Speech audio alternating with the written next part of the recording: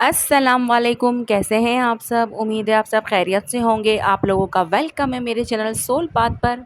तो जनाब, last video थी डिवाइन मैस्कुलाइन करैक्टरिस्टिक्स पर और आज की वीडियो जो है डिवाइन फेमिनाइन करैक्टरिस्टिक्स पर है, ताकि आप लोगों को भी ये पता चल सके कि जनाब आप भी डीएफ जो है डिवाइन फेमिनाइन एनर्जी में है या फिर डिस्टॉर्टेड फेमिनाइन एनर्जी में है। ठीक है। डिवाइन फेमिनाइन के अंदर एक फितरी क्वालिटी होती है, उसे चीज़ें बिना किसी सबूत के महसूस हो जाती हैं। वो किसी के कहने से पहले ही उसके जज्बात, पेन या इंटेंशंस को समझ जाती है। ये इंट्यूशन उसे नेचुरली मिलती है, जो एक स्पिरिचुअल गिफ्ट है। डीएफ अपने डिवाइन मैस्कुलाइन यानी डीएम के इमोशंस को दूरी के बावजूद भी महसूस करती है। डीएम अगर सैड हो तो डीएफ का दिल अचानक उदास हो सकता है। अगर डीएम याद करता है तो डीएफ को उस वक्त उसकी एनर्जी फील हो जाती है। डीएफ अपने हार्ट के सिग्नल्स पे भरोसा करती है, चाहे दुनिया कुछ भी कहे। ये इंट्यूशन उसे सिर्फ अपने डीएम से नहीं बल्कि अल्लाह और यूनिवर्स और अपने हायर सेल्फ से भी जोड़ती है। इस वजह से डीएफ अक्सर हीलिंग, मेडिटेशन, ड्रीम्स और स्पिरिचुअल साइन के ज़रिए गाइडेंस लेती है। डीएफ के इमोशंस सिर्फ सरफेस लेवल पे नहीं होते, वो अंदर तक जाते हैं। उसका प्यार, उसका गम, उसकी खुशी सब बहुत गहरी होती है। जब डीएफ किसी से प्यार करती है तो वो सिर्फ लफ्ज़ों तक सीमित नहीं होता। वो किसी के दर्द को अपना दर्द समझकर फ़ील करती है। वो किसी की खुशी में दिल से शामिल होती है। उसके आंसू भी दुआ बन जाते हैं। ये इमोशनल डेप्थ उसे कमज़ोर बना सकती है, लेकिन यही उसकी रूहानी ताकत भी है। यही वो गहरापन है जो डीएम को चेंज करता है, क्योंकि डीएफ बिना कहे ही डीएम के दिल तक बात पहुंचा देती है। डिवाइन फेमिनाइन का सबसे बड़ा वेपन है अनकंडीशनल लव, बिना किसी शर्त, डिमांड या लिमिट के मोहब्बत करना। यही वो प्यार है जो तब भी रहता है जब डीएम दूर हो, साइलेंट हो या फिर हर्ट करे। डीएफ का प्यार कंडीशन नहीं रखता, जैसे कि अगर तुम वापस आए तो ही प्यार करूँगी। इस तरह की बात जो है वो डीएफ नहीं कहती है, बल्कि कहती है कि तुम खुश रहो, मेरी दुआ है तुम्हारे साथ। डीएफ का प्यार पॉसेसिव नहीं होता, फ्री फ्लोइंग होता है। वो किसी को बांध कर नहीं रखती, वो किसी को आज़ाद करके भी प्यार करती है। और इसी अनकंडीशनल लव की एनर्जी डीएम को हील करती है, इवन जब वो समझता नहीं। डीएफ के अंदर एक नेचुरल हीलिंग फ्रीक्वेंसी होती है। वो सिर्फ दुआ नहीं बल्कि अपनी प्रेजेंस से भी लोगों को हील करती है। जब डीएम कुछ गलत करता है, वो गुस्सा तो होती है, लेकिन दिल से जो है वो दुआ देना बंद नहीं करती। वो अपने अंदर का पेन अल्लाह को देकर माफ़ करना सीख जाती है, यानी कि सब कुछ सरेंडर कर देती है अपने डिवाइन पर।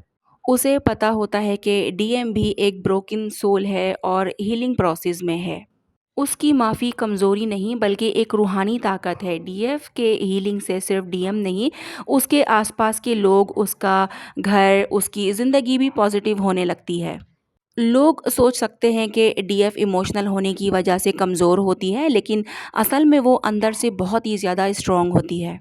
ट्विन फ्लेम जर्नी में उसे इग्नोर किया जाता है, समझा नहीं जाता, उसका प्यार रिटर्न नहीं मिलता। फिर भी वो हार नहीं मानती, वो रोने के बावजूद खुद को संभालती है, दुआ करती है और डीएम के लिए रोशनी का चिराग बनती रहती है। उसका सब्र उसके फेथ का प्रूव होता है। वो जानती है कि अल्लाह का वक्त सबसे बेहतर होता है, यानी कि divine timing. Twin flame journey में पहले डीएफ ही अवेकन होती है, उसे सबसे पहले डिवाइन पर्पस का एहसास होता है।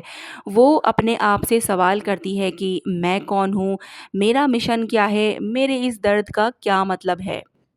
इस सवालों के जवाब ढूंढने के बाद वो healing, meditation, energy work, self love और स्पिरिचुअल सर्विस की तरफ चली जाती है।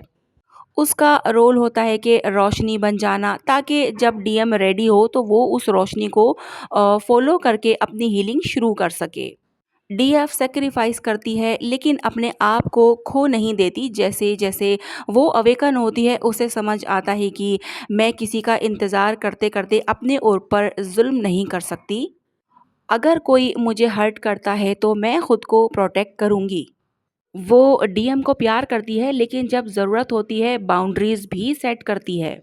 ये बाउंड्री डीएम के लिए एक वेकअप कॉल बन सकती है। डीएफ का सेल्फ लव डीएम को सिखाता है कि खुद से प्यार कैसे किया जाता है। डीएफ अपने डिवाइन से डीप लेवल पे कनेक्टेड होती है। उसका यकीन होता है कि सब एक डिवाइन प्लान के तहत हो रहा है, चाहे हालात समझ में आए या फिर ना आए। उसे साइंस मिलते हैं, एंजल नंबर्स, फेदर्स वगैरह। ड्रीम्स में मैसेजेस मिलते हैं, मेडिटेशन के ज़रिए क्लैरिटी मिलती है। वो अपने डीएम की सोल से 5D में बात करती है। जब दुनिया में साइलेंस होता है, तब रूहानी दुनिया में कन्वर्सेशन चलती रहती है।